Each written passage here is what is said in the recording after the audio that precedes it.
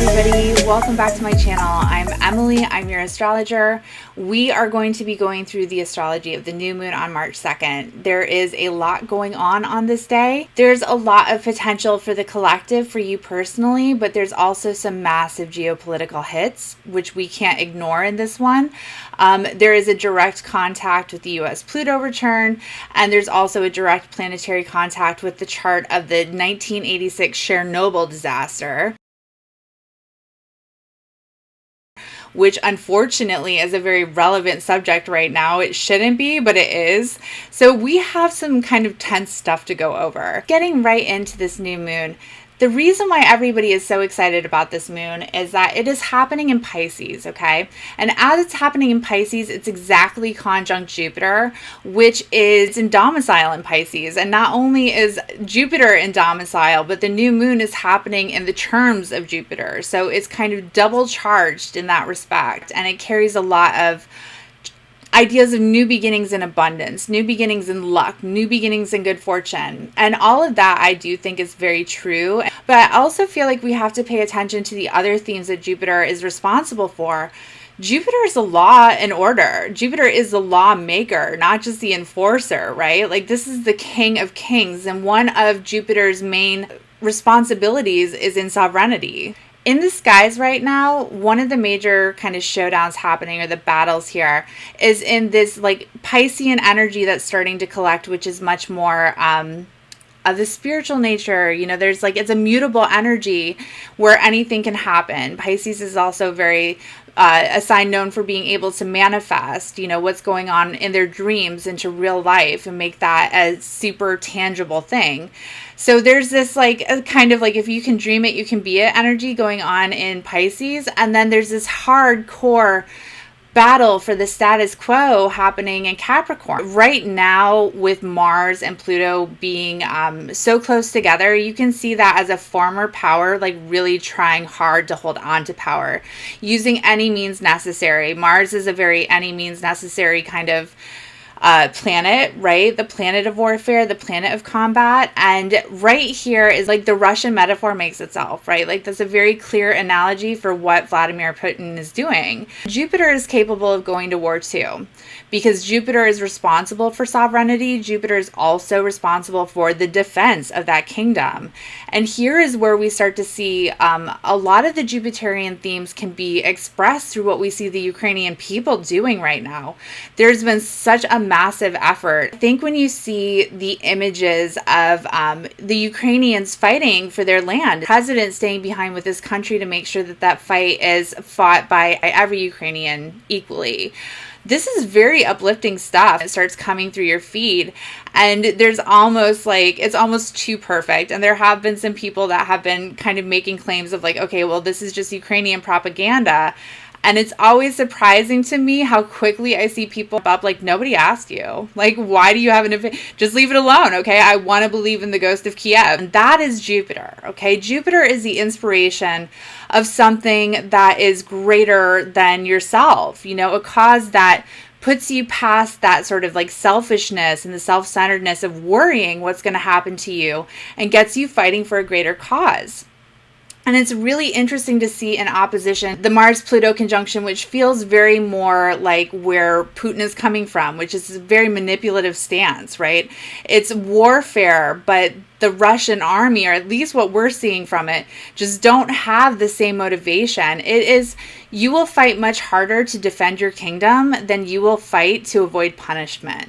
And right now, the images and the kind of narrative that we're getting back is that not even the Russian soldiers really wanted anything to do with this, and really not in a good position to overtake this massive country. It's a lot bigger than you think. It's like actually bigger than France, and there's 44 million Ukrainians that are not amused with this shit. And Putin sent over like 190,000 troops. That's not an easy stance to hold. And I don't think anybody thought that the Ukraine was going to get as far as they have with this, but this is really turning into a war effort that is fueled by love of country, love of home, self-sovereignty. Outside countries are literally flooding Ukraine with as much ammunition as they can get, all the weapons they have available to them, food, supplies. I think Elon Musk actually like sent a Starlink satellite over Ukraine. So this is very much something I think a theme of right now. Like, this is a fight. At the moment, Ukraine has to fight for itself, and it stepped into that role, not waiting for anybody else to come and save the day. But in doing that, Jupiter has absolutely flooded them with as many resources, as many tools as can possibly be had to successfully win the fight. And that is kind of what I got from this Jupiter new moon. There's something deep-seated that has to be overcome, which is what we're seeing represented by this Mars, Venus, Pluto mess, which we'll get into in a second. And Jupiter is prepared to give you all of the resources that you need to be able to overcome that. The actual battle, whatever you're trying to accomplish, is still going to be a party of one in doing it. Ultimately, whatever you are responsible for at this point, like, nobody can take it from you. And that's not news. Like, we've been hearing the same theme come up through so many different weeks of astro. And it's the same here, except that you are actually being offered support, like real support. In past support, you're also being offered the chance to be truly inspired into taking whatever action the planets have scheduled for you. But as we're talking about what this has kind of going on for world events as well, I'm not going to lie, March 2nd looks concerning. Mars is the planet of warfare, and most astrologers and most people I know have been concerned with the fact that Mars is leading Venus right now, which means Venus's benefic nature is diminished. Mars has control. One of the other delineations of this pairing is that Mars uses the tools of Venus for his objectives, which is warfare. And I think it is absolutely fascinating how much of this war is being done economically. The reason that I'm bringing this up again is because when Mars and Venus moved to conjunct Pluto, which is currently conjunct the United States natal Pluto, that's the US Pluto return, which started last week. So we knew we were going to be seeing something related to the US, related to the US's resources, and related to the US's ability to wield power, because Pluto rules power. This is going to be what looks like a solely economic role in one of the biggest battles that the West has had to face, period, which is against Putin, which most of the West is united in the fact that, like, this has got to be done. There aren't very many countries left who want to suffer Putin's bullshit. But in this case, it really does look like he may have taken off more than he can chew and will be becoming increasingly desperate as the days go on, and a lot of that is signified by a big moment of powerful release with this Pluto-Mars conjunction coming up on the new moon. For us personally, this has some really intense ramifications coming as well. Mars and Venus are hitting this point with Pluto, and there's been a literal Capricorn brigade going back and forth over this Pluto point, and the Capricorn energy has been heavy since December of last year. Venus has been there since November. Whatever house Capricorn is in for you has been through an enormous amount of upheaval and change as all of these things have been happening. But this final meeting that they have with Pluto, this is like the last... it's this really explosive kind of like end, like almost like a rite of passage, it looks like, to be able to move into whatever's next. Capricorn is a cardinal sign. This was the beginning of something for you. This was like an initiation of something that had to be experienced, had to be brought into your life. And when you move into the energy of an Aquarius and fixed Aquarius, that fixed sign's job is to automate and to replicate and to do it over and over again until it is perfected. And then you move into the Pisces energy, which is the mutable sign, where things are so effortless, they're so like of your nature that you start to wonder what's next. What comes after this, which is the mutability of the sign. That's the change of coming into whatever the next adventure is, which starts over again with the cardinal sign, which is Aries. So as Mars and Venus get ready to leave this cardinal sign and move into Aquarius, this really is the last two personal planets coming out of this sign. Like, there's an ending that's happening by the end of the week when they move into Aquarius. It's an ending of the beginning. And with Pluto involved, it does look like it could be wrestling with your own disempowering habits, wrestling with your own themes of destruction or empowerment. It looks like, trial by fire, something that you have to something you have to prove to yourself that you are capable of being able to do. And that's where the showdown theme comes in, and really thinking that this is absolutely going to be a moment where we see something peak that we don't want to necessarily see peak between Ukraine and Russia. Next thing that comes up that is super troubling. April 26, 1986 was the Chernobyl disaster, when the fourth reactor of the Chernobyl nuclear plant exploded, melted down, and was left burning for like 20 years or something. It caused a massive ecological disaster, and to this day, that entire area is still flooded with radiation. It's actually, interestingly, turned into like a wildlife refuge, where that they've been able to sort of take back this area where humans can't inhabit.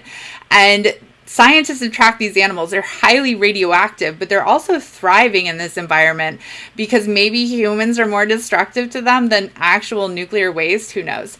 This just isn't a site that we want to be in the conversation at the moment, because it is very, very imperative that this area not be disturbed. You can see in the Chernobyl chart, Jupiter is at 14 degrees, matching the current Jupiter we have in the sky at 14 degrees. This Jupiter is also currently in Mars's bounds, so we know that this is a militarized Jupiter. The Jupiter return concerns me for a multitude of reasons, but let's just explain what this is first. For Jupiter to get back to your natal position it had in the sky, that's a 12-year situation. Jupiter takes 12 years to circle the zodiac. Since this has happened, I think this is the third Jupiter return that the disaster has had. So this could really just be as simple as like, that's why we're seeing the name. And again, like, that's how this is manifested, is Chernobyl's come back into public awareness, even though it's not for great reasons. But being conjunct to this new moon, which is a beginning, the ancients did view new moons as inherently malefic. Like, the sun is blocking out the light of the moon. They didn't see anything warm or cozy about that. It's almost neither here nor there at this point, other than the fact that I don't think that Chernobyl's role in this story is quite done. I think that that is going to be a part of the news that we hear on Wednesday. So, do we know about nuclear war? No, we don't. And to be honest with you, Jupiter returns start in the application, like whatever is happening on the new moon, because that's when it's almost exactly exact. It's a peak to the story. Like, you're already aware of the story. This is just an unfolding of that. But I do think that you are going to see an apex, things hit ahead on Wednesday. And that is a good place to start with the conversation of what you need to be looking into for this new moon. I think personally it might feel a little bit more auspicious than it feels globally at the moment, but because so much of this is happening under the auspice of Jupiter, I really do think that these world events are absolutely necessary and going to herald in a new season of change. So that's all I have for you. Thank you so much for coming back to the channel. Take care of yourselves out there.